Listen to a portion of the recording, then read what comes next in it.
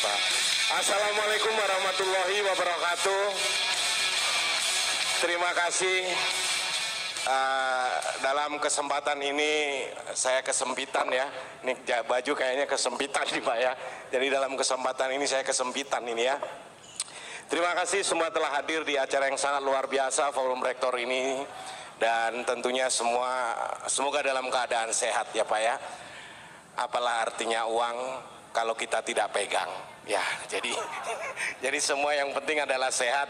Dan alhamdulillah sampai setia sampai sekarang untuk menghadiri acara dari awal hingga akhir. Dan tidak berlama-lama karena akan hadir kali ini salah satu rektor juga Pak ini yang mau hadir ini. Kalau Bapak Ibu kebanyakan dari UIN, beliau yang akan hadir ini dari Uban Pak.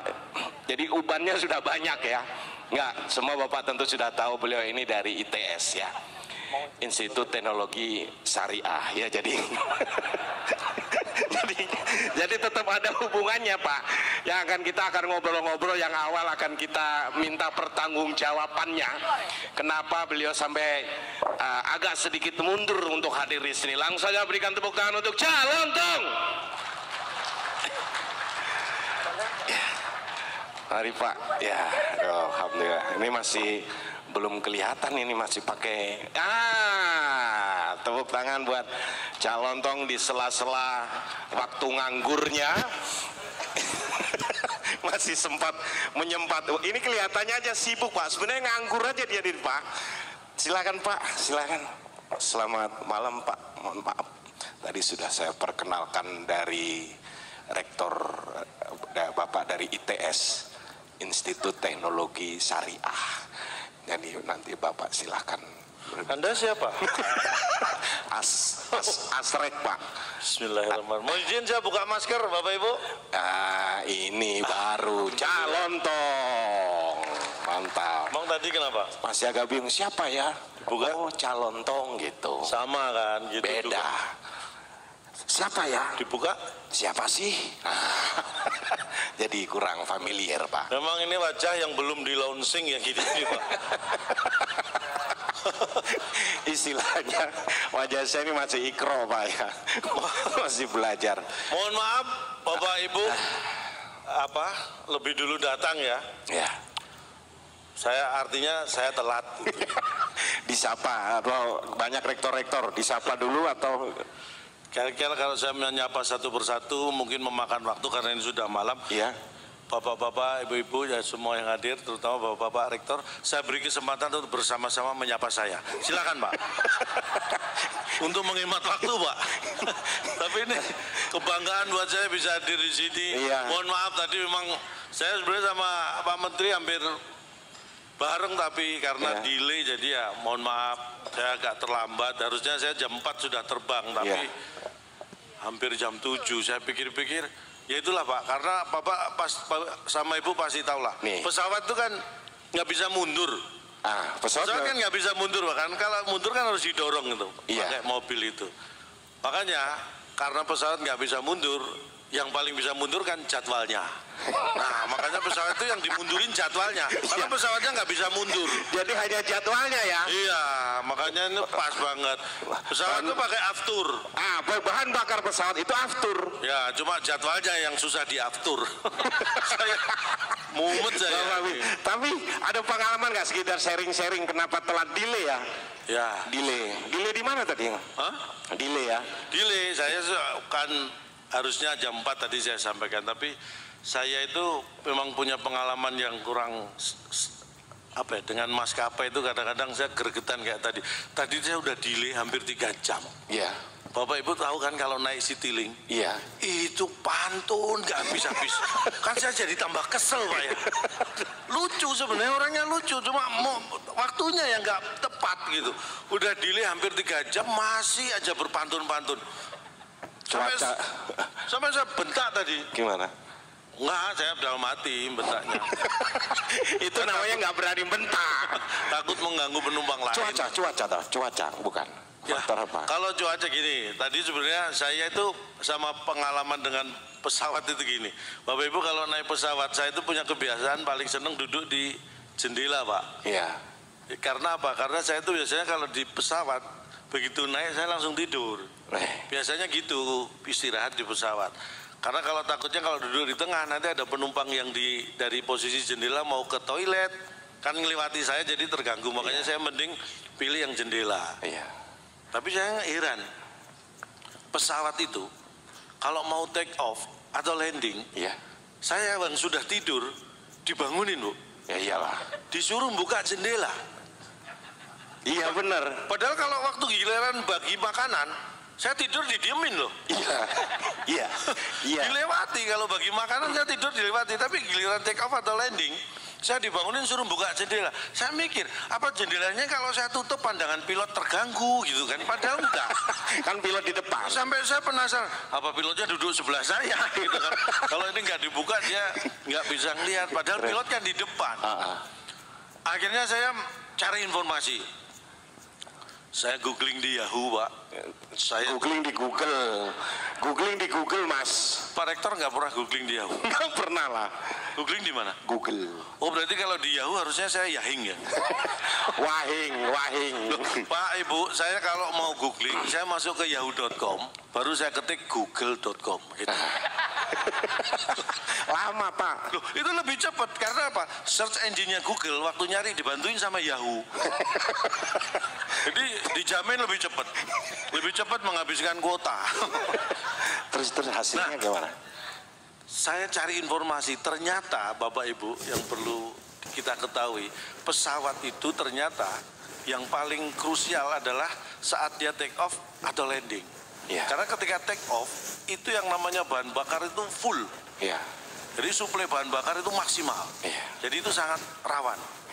Landing itu ketika kecepatan di udara yang sekian ratus kilometer per jam bertemu dengan bumi itu juga sangat krusial. Makanya saat take off dan landing, kenapa disuruh buka jendela? Ternyata itu adalah saya anggap itu niat baik dari maskapai. Gimana? Jadi kalau kita buka jendela, silakan Anda bisa melihat pemandangan di luar. Siapa tahu itu pemandangan terakhir yang bisa dilihat.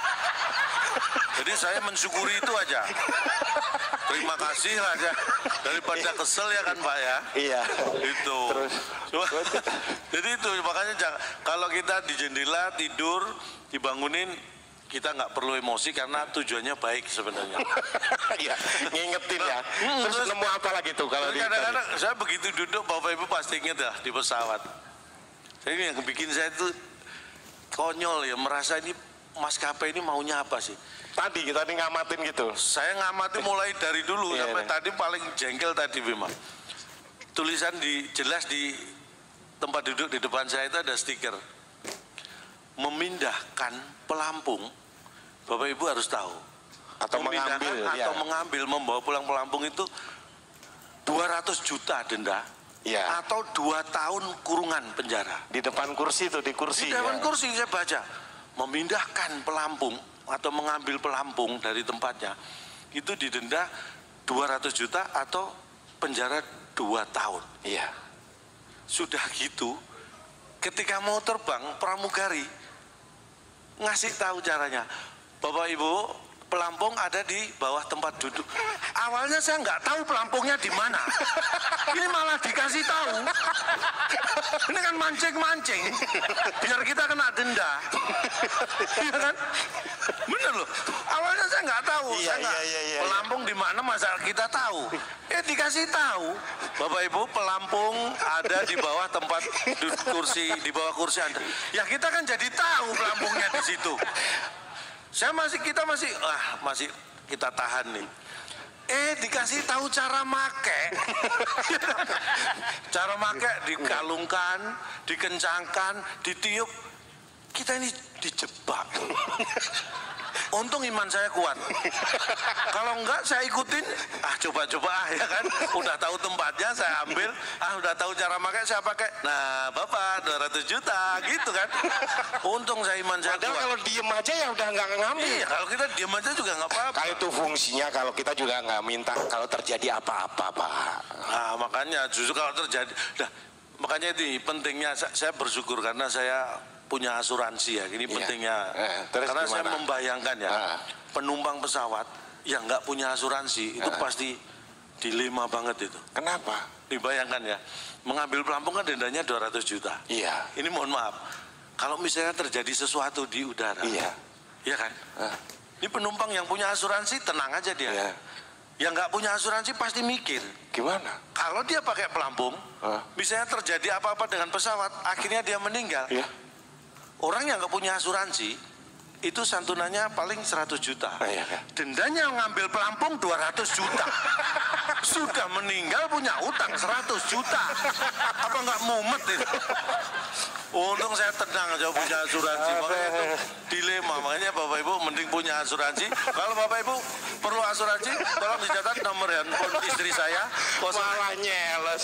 Tapi Bapak alhamdulillah justru dari kejadian apa yang nih tragedi Bapak bisa jadiin komedi Nah, ternyata itulah, ya. Bapak Ibu emang komedi itu sebenarnya tragedi. Kalau dalam fungsi waktu. Jadi gini, tragedi di T0 di waktu yang sama itu tragedi. Tetapi kalau waktu berjalan 10 tahun, 15 tahun, 20 tahun kemudian, apa yang waktu itu tragedi bisa jadi komedi. Ya kan begitu Pak Ibu ya. Betul. Kita kepleset kulit pisang jatuh, itu tragedi. Tapi kalau itu kita ceritakan 10 tahun mendatang, itu kita ceritanya sambil tertawa. Padahal waktu itu harus ke dokter. Jadi itulah, komedi itu adalah tragedi yang kita melihatnya dari frame jarak waktu yang makanya. Landing. Jadi kalau saya lucu, sebenarnya saat ini tragedi. Bapak Ibu pasti melihatnya jauh ke depan. Makanya Bapak Ibu orang visioner. Tepuk tangan buat saya. Wah Bapak dong. Ya, Terus landing ya. Landing. Terus di depan ada polisi Bapak tetap ngebut ya. Loh. Tadi kenapa bilang gitu? Mohon maaf, saya itu bukan pamer ya Bapak Ibu. Kalau saya itu terus terang, kalau sama polisi udah nggak khawatir ya. Karena saya itu udah terbiasa dipanggil kegiatan polisi dari sejak SMA. Oh. Setiap kegiatan polisi saya sering dipanggil. Apa aja kegiatannya? Ya kayak ini operasi ketupat, operasi lilin, operasi Semeru gitu. Saya sering dipanggil, ditilang. Motor. Jadi sering. Setiap kegiatan polisi saya rutin dulu, mulai SMA sering dipanggil. Jadi saya dulu kalau di depan polisi gitu biasanya saya bawanya puter balik aja. Sekarang saya udah enggak. Orang polisi yang ngawal di depan. Iya, tadi waktu forerunner tadi gitu. Iya. Wah, di depan polisi saya puter balik atau enggak? Saya tenang, bukan saya yang nyetir, masnya yang nyetir. Kalau saya puter balik malah repot. Dan alhamdulillah saya bisa dengan lika-liku seperti itu akhirnya bisa hadir ya yang sangat luar biasa. Tepuk tangan bagi kita semua. Yang lebih membanggakan saya karena saya bertemu dengan Bapak Ibu dalam keadaan sehat. Ya. Ini walaupun kita belum meninggalkan penuh masa pandemi, tapi kita bisa bertemu lagi off air seperti ini. Nah, hadir semua di depan ini orang-orang penting ya, Pak. Kalau masa pandemi ini Bapak Ibu memang diundang di acara itu paling aman tuh pakai batik, paling aman. Kenapa? Kalau masa pandemi diundang acara, saya biasanya kalau nggak tahu kostumnya saya mesti pakai batik karena aman. Masuk gedung seperti ini pakai batik aman. Karena kalau masuk gedung seperti ini pakai batuk malah disuruh swab. Mending pakai batik, jangan pakai batuk. Wah, Iya. Jadi Iya. pakai batik aman, jangan pakai batuk ya Bu ya. Itu Nah, itu ada yang batuk Pak. Ada yang batuk tuh. Gak apa-apa, tapi sekarang insya Allah sudah aman lah. Iya. Yang penting makanya saya selalu patuhi protokol kesehatan. Iya. Saya kemana-mana pakai masker, menjaga jarak tetap. Saya pegang apapun setelah itu cuci tangan. Dengan sabun, dengan air. Saya cuci tangan dengan sabun, dengan air kan pegang sabun. Saya cuci tangan lagi. Pakai sabun, pegang sabun, cuci tangan lagi. Kemarin terakhir AFF ya. Iya. Indonesia Vietnam saya pegang Indonesia. Setelah itu saya cuci tangan. Setelah pegang apapun saya cuci tangan supaya Demi sehat. jaga kesehatan ya. Dan alhamdulillah bisa hadir di sini. Ini Pak, ini kenapa Bapak kita undang juga? Karena Bapak ini saya lihat sebagai seorang Kalau saya memang diundang sebenarnya, tapi yang jadi pertanyaan saya, memang Anda diundang? Kan kita ini gini Saya Pak. dari tadi mikirnya gitu. Enggak, ini mohon maaf, Bapak yang punya acara undang Akbar Pak. Enggak kan? Kita memang kan saling mengisi Pak. Jadi kalau Bapak ini ada kegiatan, ada acara, ngajak saya. Begitu juga sebaliknya. Kalau saya lagi nganggur, diajak beliau. Saling mengisi lah kita. Mohon maaf, ini di depan orang-orang Penting. pintar. Anda tahu konsep kata saling nggak? Tahu, ganti. Saling itu, iya gantian. Kalau ini tadi hanya pasif dan aktif saja, nggak subjek dan objeknya nggak ada yang ganti itu tadi. Oh, iya. Itu bukan gantian, no saling. Tapi memang serius sengaja saya sering mengajak Mas Akbar ini, selain satu daerah dengan saya menganggap Mas Akbar ini salah satu pelawak di Indonesia yang serba bisa. Wah, makasih banyak loh Pak. Jadi nggak enak. Jadi saya ajak ngejob tanggal berapa aja mesti bisa. Wah, serba bisa. Malu Pak. Bukan malu, tapi ini serius. Pernah dulu Pak, saya ada job waktu itu sebelum pandemi nih, saya ada job. Tanggal sekian, udah deal, oke. Bar tanggal sekian bisa, aman. Nah, kurang 2 minggu acara, saya ditelepon sama IO-nya. Cak, mohon maaf, acaranya mundur tanggal sekian. Saya lihat, oh aman, masih bisa. Bar, acaranya mundur tanggal sekian, aman, bisa. Seminggu sebelum acara saya ditelepon lagi, mundur lagi. Cak, mohon maaf sekali lagi, mundur lagi tanggal sekian. Wah, saya lihat, waduh, saya nggak bisa. Bar, mundur lagi, Bar. Dia bisa. Akhirnya malah dia yang kerja. Dia serba bisa, Pak. Saya jadi serba repot kalau gitu kan. Kacau ini Akbar. Ya, terima kasih, bentuk kerjasama lah dengan kita nih Pak. Ya, kalau Bapak dengan rektor-rektor yang hadir di sini sudah sering ngobrol. Saya sering bertegur sapa dengan beliau. Weh. Kalau ketemu Pak Rektor saya tegur, Pak Rektor, mesti langsung jawab Pak Rektor. Siapa kamu ini? Itu tegur sapa Pak namanya. Biasa. Bapak yang negur, beliau yang nanya, siapa kamu? Tegur sapa. Tapi terus terang saya sering mengajak diskusi beliau-beliau tentang dunia pendidikan Indonesia. Wes, mantap. Rektor-rektor UIN ini sering saya ajak beliau-beliau untuk diskusi tentang pendidikan. Beliau nggak pernah mau sih, tapi saya sering ajak. yang penting mau diajak. Semangat saya mengajak itu yang. Enggak, kita kan ngundang Bapak ini, selain Bapak ini komedian yang istilahnya berpendidikan lah, orang terkenal semuanya. Bapak ini lulusan ITS. Latar belakang Bapak sendiri apa? Latar belakang? Saya nggak mau pamer, latar belakang saya adalah LED ini. Bukan. Maksudnya latar? Insinyur kan? Iya, insinyur. Bu, Bapak Ibu, benar. Saya nggak maksudnya itu benar, tapi saya sudah sering mengingatkan kalau di depan orang-orang yang luar biasa ini jangan sering disebut-sebut. Saya tuh apa ya? Kayak 2 sisi mata uang itu kalau insinyur buat saya itu. Kadang saya bangga tapi sering minder gitu. Kalau saya kumpul pelawak gini, saya disebut insinyur, saya bangga karena mungkin saya salah satu pelawak yang punya gelar insinyur. Itu bener Pak, saya bisa bangga kalau kumpul pelawak. Tapi begitu kumpul reuni teman-teman insinyur, saya minder. Karena ternyata saya satu-satunya insinyur yang jadi pelawak. Apa nggak minder tuh Pak? Makanya jangan sering disebut, apalagi beliau-beliau ini kan orang titelnya luar biasa, profesor, jadi malu. Tapi itu dulu Bapak Ibu. Dulu kalau ada teman-teman reuni insinyur saya minder itu dulu. Sekarang udah sukses. Sekarang sudah nggak minder lagi. Karena saya memang nggak pernah datang. Jadi ternyata supaya tidak minder itu cukup dengan tidak datang. Itu adalah bagaimana kita optimis dengan cara minimalis ya itu. Karena saya coba nggak usah datang, oh ternyata nggak minder. Tapi memang Pak, ini saya sering kan tampil sama Bapak tiap ngisi acara di perusahaan BUMN. Teman-teman Bapak itu banyak yang jadi orang-orang penting. Itu kan malah diterusin kan ya kan? Iya. Ada birut, ada yang wadir. Serius Bapak Ibu, memang bener ya.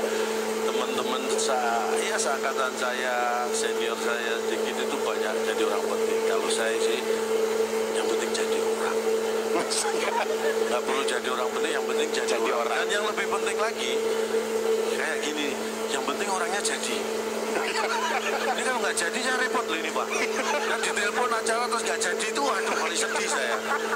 Kalau saya yang penting orangnya jadi lah. Bisa. Jadi ada orang jadi orang penting itu kalau istilahnya pejabat, karir ya.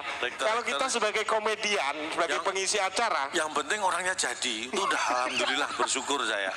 Bener tuh. Karena pernah bener saya tuh. Tapi memang kayak ini ngisi acara ini gini. Saya tuh ketika ditelepon event organizer untuk ngisi acara ini, saya dilema Pak. ini antara saya ambil atau saya terima gitu kan. Saya Kan sama. Hah? Kan sama. Oh, beda tuh. Iya. Saya dilema ini, akhirnya setelah ya hampir seminggu saya putuskan, oke, saya terima. Karena kalau nggak saya terima nih diambil orang, Pak. Itu makanya. Karena duit. Karena duit. Nih, ini menyepelekan saya. Terus terang, kalau untuk UIN, apalagi tadi sebenarnya ada Nggak mikir uang dulu ya? Saya nggak pernah mikir uang dulu. Wih. Terus terang, kalau untuk UIN saya nggak pernah mikir uang dulu. Mantep dong. Ya, karena uang dulu kan udah nggak laku, Pak. Yang saya pikir uang sekarang lah. Uang dulu, apain saya pikirin kan? Enggak, maksudnya di depan, ya istilahnya ini UIN loh Pak. Masa Bapak masih mikirin dunia? Makanya saya sampaikan, dunia pendidikan itu prioritas buat saya. Maka apalagi Universitas Islam Negeri loh kan. Makanya niat saya di sini tuh apa ya? Ibadah. Weh. Pahala, bener yang saya pikir hanya Nyari pahala, Saya ibadah. nyari pahala, ibadah niat saya. Kalau uang? Uang itu hanya syarat sah ibadah. Jadi kalau misalnya sholat ya ibadahnya, uang itu hanya wudunya itu loh Pak. Hanya wudunya itu. Jadi kalau nggak wudu, nggak sah sholatnya. Cuma itu aja kok. Iya kan? Yang penting Kita niat semua pasti ibadah. tahu. Iya. Niat ibadah. Iya. Niat saya ibadah. Nah, Jadi, bicara pendidikan Alhamdulillah. Pak, mungkin banyak yang bisa kita sharing mengenai Bapak SD, SMP, kayaknya. sebentar, mohon begini. maaf. Bapak Ibu, bukan bermaksud merendahkan. Ada dua orang di panggung, ini beda kualitas. Dalam hal apa? Tadi Anda menyebut pendidikan, ini Bapak Ibu saksinya ya. Ingat waktu SD? Ya ingat lah Pak, SD Anda tempuh berapa lama? 6 tahun normal, naik terus saya. SD ditempuh? 6 tahun. Ini kualitas jauh di bawah standar. Normal Pak. SD ditempuh 6 tahun. Saya SD saya tempuh jalan kaki paling 20 menit. Kalau naik sepeda 6 menit sudah nyampe. 6 tahun kamu. Itu kamu nyampe sekolah sudah lulus itu. Kamu kesasar. SD kok 6 tahun baru ketemu. Sekolahnya. Sekolah. Loh, saya kan tanya tadi bukan masa pendidikannya. Kamu menempuh SD berapa lama? 6 tahun. Ini kesasarnya keterlaluan. Oh beda negara SD-mu. Dan kamu jalan kaki. Bapak termasuk pinter nggak dalam hal pendidikan SD? Nih, ini lagi pertanyaan yang menurut saya nggak penting. Ya jelas enggak lah. Enggak, tapi gini. Saya tuh kenapa walaupun kuliah ITS Bapak Ibu ya, kenapa saya jadi pelawak? Karena saya menyadari bakat saya melawak. Sejak saya SD, saya sadar. Oh, passion, Jadi passion. saya tahu bakat saya melawak itu sejak SD. Taunya dari mana? Zaman saya SD itu catur wulan dulu, jadi Ya. setahun terima rapot yang 3 kali. Iya. Kenapa saya merasa bakat saya ngelawak? Setiap saya terima rapot kelas 1 SD mulai itu. Iya. Kalau saya tunjukkan ke orang-orang, orang-orang itu pada ketawa. Lihat, saya belum ngomong loh itu Pak. Baru ngeliat rapot saya, mereka udah ketawa. Disitulah saya, bakat saya ngelawak kayak. Belum ngomong aja udah bikin orang ketawa. Makanya saya tingkatkan Pak. Iya. Saya tingkatkan. Semakin catur bulan setahun 3 kali terima rapot itu saya tunjukkan, saya semakin kenceng ketawanya. Iya. Akhirnya saya tingkatkan sampai SMP, SMA, saya tingkatkan. Cuma karir saya memang tidak didukung orang tua dari dulu. Kenapa? Karena kalau rapot saya tunjukkan ke bapak ibu saya tunggu ketawa, nggak ketawa-ketawa.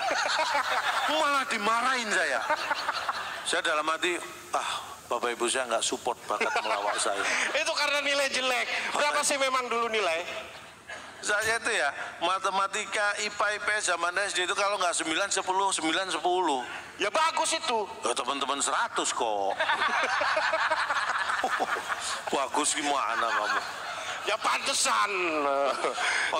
Ngerjain PR tetap ngerjain PR. Loh, saya itu paling rajin ngerjain PR. Lah kok tetap nilai jelek? Loh, Ngerjain PR. jadi kalau dulu saya SD kalau dapat PR, Ya. tugas yang dikerjakan di rumah kan. Iya. Jadi PR halaman sekian sampai sekian nih. Iya. Saya buka tuh Iya. bukunya. Set halaman misalnya halaman 45 sampai halaman 50. Saya buka set. Saya taruh meja. Iya. Saya ambil pulpen. Heeh. Saya deketi. saya mau kerjakan, saya tinggal. Ya kerjain PR. Jadi mau, saya nggak jadi, saya kita nggak kerja. PR-nya dikerjain. Ya kan tugasnya ngerjain PR. PR saya kerjain. Pak, ngerjain PR itu ada PR ditulis, dikerjakan. Itu mengerjakan PR, bukan ngerjain. Kamu kan pertanyaan ngerjain. Saya kerjain PR-nya. Saya deketi, saya tinggal lagi. Itu. Sampai nangis PR-nya ya.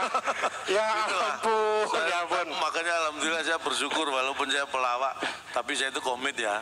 Iya. Sama istri saya itu sejak menikah, setelah menikah, mulai besoknya saya hampir tiap hari kasih duit sama istri. Hampir tiap hari? Hampir tiap hari, sampai sekarang, 25 tahun saya udah menikah. Wih. Hampir tiap hari kasih duit. Ini menikah besoknya saya kasih istri, hampir. Besoknya lagi saya akan mau kasih uang istri, hampir. 25 tahun, hampir tiap hari, belum pernah kesampaian. Itu pelit namanya. Pelit gimana? Pelit gimana? Saya tuh walaupun pelawak saya sama istri yang namanya ini buat saya prinsip ya.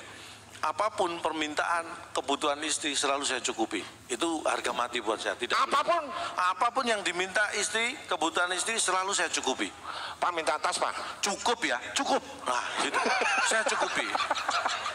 Pak minta gelang. Sudah saya bilang cukup. Jadi saya mencukupi kebutuhan istri dengan cukup.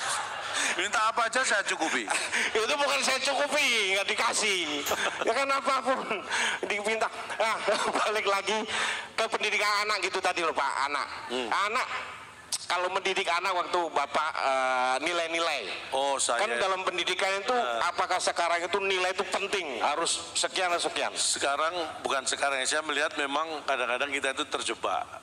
Pendidikan itu hanya masalah akademis, jadi nilai itu hanya diukur dengan akademis. Tetapi sebenarnya jauh lebih dari itu, bahwa budi pekerti itu juga penting banget. Makanya bapak-bapak ini luar biasa, selain pintar, budi pekerti, itulah pendidikan. Kalau hanya mementingkan akademis, makanya saya di rumah itu demokratis. Saya nggak pernah maksa anak saya belajar, nggak pernah. Saya itu demokratis. Anak saya itu kreatif, kalau mau belajar, Pak, aku lempar koin Pak, gitu. Ya oke, saya itu kan demokratis, boleh. Kalau angka, aku main-main Pak. Ya. Kalau gambar, aku tidur Pak. Loh, terus belajarmu kapan? Kalau koinnya berdiri Pak. Ya namanya kesepakatan ya Bu ya. Jadi ya kita nggak pernah belajar anak saya. Karena ngelempar koin jatuhnya berdiri itu susah. Bapak Ibu silakan coba. Nilai, kalau nilai. Akhirnya nilainya juga nggak karu-karuan kan. Ya buat saya, nah ketika saya demokratis ternyata hasilnya nggak bagus. Disitulah saya, ini saatnya saya harus keras. Makanya akhirnya melihat perkembangan kok seperti ini, nggak belajar, dia nggak, saya ikuti maunya kok seperti ini. Akhirnya saya agak keras, saya ancam. Kalau sampai besok, karena ulangan besoknya matematika, kalau sampai besok nilaimu matematika ulangan jelek, terpaksa, kamu pulang ke rumah, jangan pernah panggil saya papa. Saya keras. Mantap. Karena ini memang sudah waktunya. Besoknya saya tunggu Pak, pulang sekolah. Gimana tadi ulangannya? Oh, Bapak ini siapa ya? Udah saya langsung tahu nilainya kira-kira. Anak saya itu kreatif. Anak saya itu kreatif, bener. Dia itu dulu waktu SD ya, masih kecilnya udah kreatif. Biasanya pulang sekolah itu kan jam 12, jam 1. Iya. Ini pernah jam 9 udah pulang. Saya pas belum berangkat itu saya di rumah. Loh kok kamu tumben jam 9 udah pulang? Udah Pak, emang boleh, udah izin Bu Guru Pak. Oh ya udah, menurut saya nggak ada masalah. Nggak lama saya lihat kok gurunya jalan dulu, itu kayaknya Bu Guru mau ke rumah. Pak, Papa sembunyi Pak, di kamar Pak. Loh urusannya apa kok Papa kamu suruh sembunyi? Aku tadi minta izin pulang. Papa sakit keras masuk rumah sakit. Itu anak saya Bu. Bener Bu, itulah anak saya. Kreatif tapi kebablasan. Ya tapi bagaimanapun akhirnya ya saya kan harus menjaga nama baik anak saya kan. Makanya saya sembunyi dulu ke kamar gitu. Begitu gurunya datang, urusan selesai, gurunya pulang, baru saya keluar kamar, saya kasih pelan-pelan, namanya anak ya, masih SD, pelan-pelan saya kasih tahu, kamu nggak boleh seperti itu, kamu boleh kreatif, kamu boleh, tapi nggak boleh kebablasan. mau pulang cepet alasan papa sakit keras masuk rumah sakit. Jangan, kan masih ada mama. Mama kayak yang sakit keras, jangan papa. Sama anak itu nggak boleh keras. Okay. Saya tuh kalau emosi marah sama anak itu nggak pernah kok bentak, bicara kasar nggak pernah.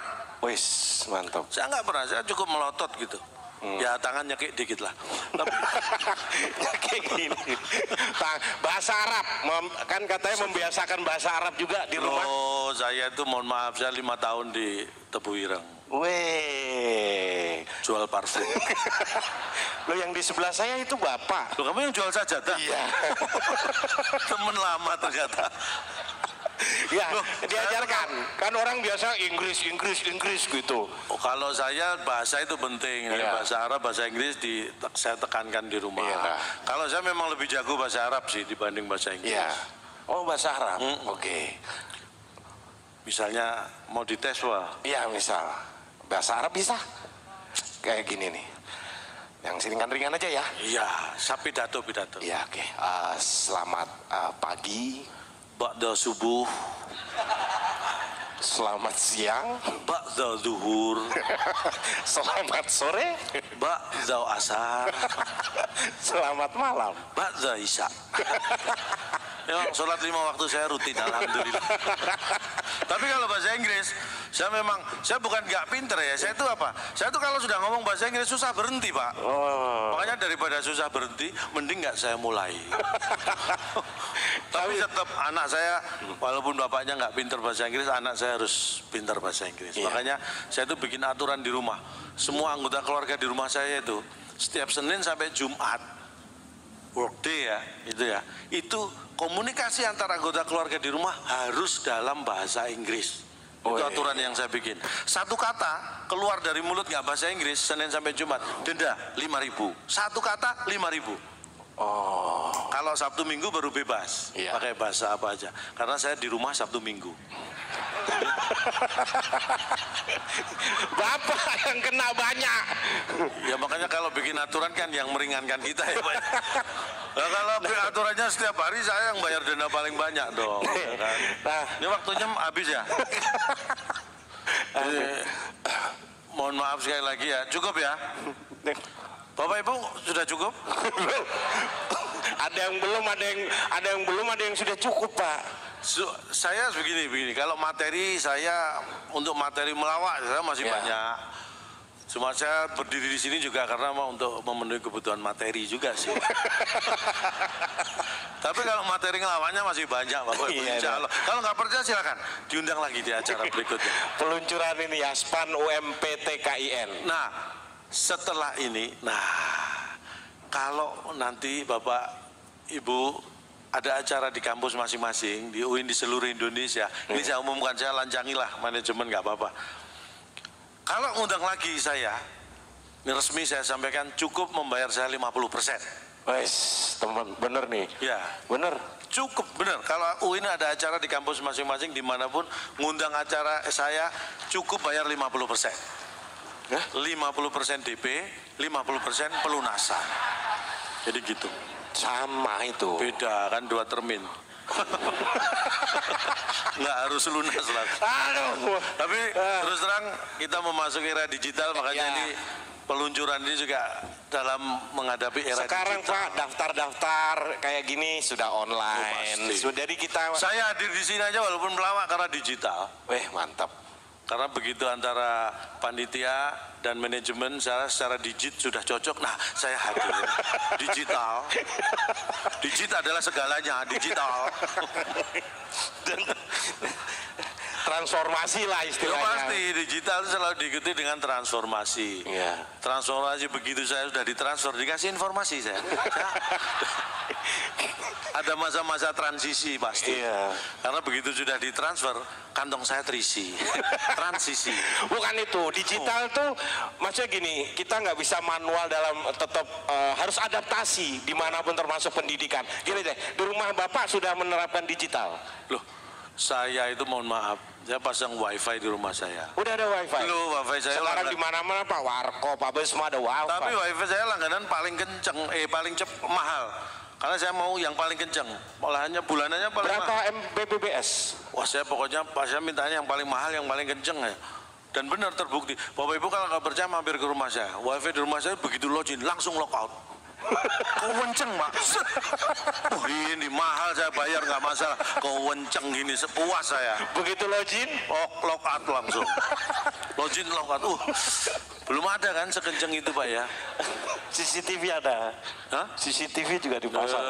Rumah menyepel. Rumah saya tuh carportnya kecil tapi saya pasang 2 kamera. Mana? Loh, kamera ini ngawasi kamera ini ngawasi kamera. Saya udah 6 tahun pasang kameranya nggak hilang Pak. Sepeda motor 4 kali sih hilang. Kameranya enggak, itu bagus. Coba.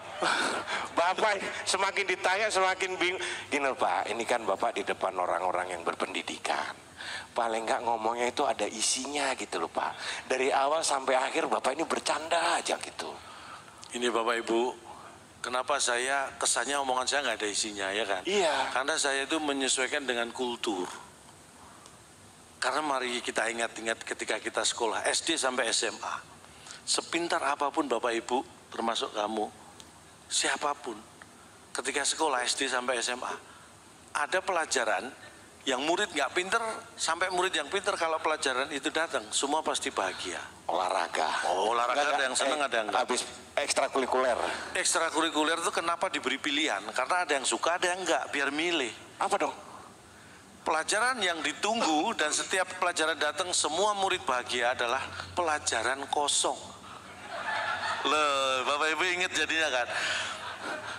Iya. Murid yang nggak pinter, apalagi senengnya, apalagi yang lupa bikin PR. Itu paginya deg-degan, begitu pas datang pelajarannya kosong. Lega, ya kan? Jadi pelajaran yang paling ditunggu yang membuat semua murid bahagia itu pelajaran kosong. 12 tahun kita terdidik dengan seperti itu, makanya itu akan menjadi budaya, kultur. Makanya sehebat apapun Bapak dan Ibu, tetap seperti itu. Makanya apa yang saya sampaikan ini kosong. Iya. Yang penting ditunggu dan bikin bahagia itu aja. Saya sengaja memang saya nggak ada isinya itu saya sengaja menyesuaikan kultur. Datang Pak.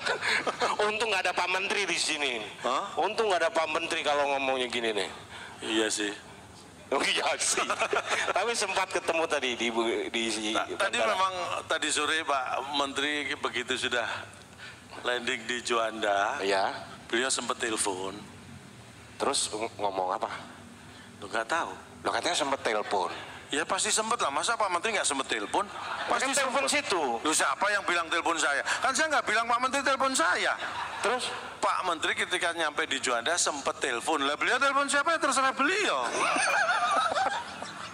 Orang saya nggak ngomong telepon saya. Udah Pak, Bapak makin ngelantur paling nggak dikasih ada sedikit gitu loh Pak di ujung yang bermanfaat motivasinya. Baik, oke. Setelah saya bercanda tadi, mohon maaf tadi bercanda jangan dianggap guyon ya Pak ya. Iya. Saya yakin Bapak Ibu dari seluruh Indonesia hadir di sini untuk peluncuran hal yang luar biasa ini.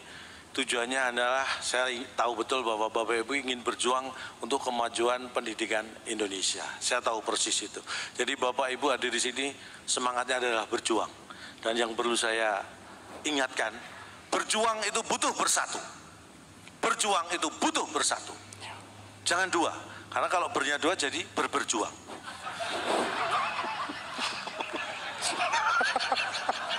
Pak, berjuang kan butuh bernya cuma satu ya Bu ya. Kalau dua jadi berjuang atau berjuang nggak enak. Pak Rektor itu sudah mau tepuk tangan gini. Begitu Bapak berjuang nggak jadi Pak. Oke. Iya memang benar berjuang butuh bersatu. Jangan dilebihin. Kalau bernya lebih dari satu nggak enak. Kalau dua berjuang, kalau tiga jadi berjuang gitu. Jadi berjuang butuh bersatu. Serius baik.